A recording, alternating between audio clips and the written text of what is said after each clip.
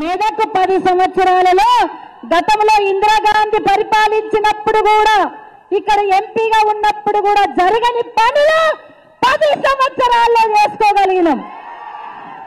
రేవంత్ రెడ్డి గారు మొన్న ఇక్కడికి వస్తే మా మెదక్ జిల్లాకి ఏమైనా మేలు జరుగుతా అనుకుంటున్నాం, కానీ ఒక్క పైసా కూడా అనౌన్స్ చేసుకోలే. అభివృద్ధి అంటేనే మీకు తెలియదు.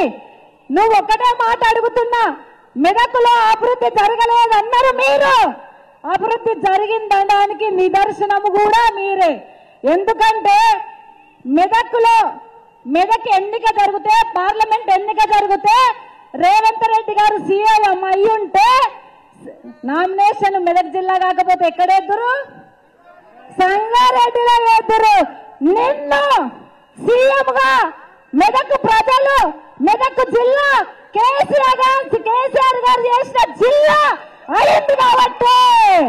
అయింది కాబట్టి నిన్ను ఇక్కడికి రప్పించగలిగినాం, ఈ చౌరస్తాకు రప్పించగలిగినాం.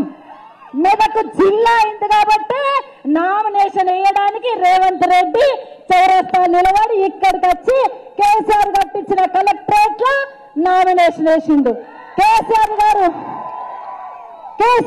వేసిన రోడ్డు మీద నామినేషన్ ర్యాలీ నడిచింది. మీరు చౌరస్తాలు నిలబడి మాట్లాడిండు.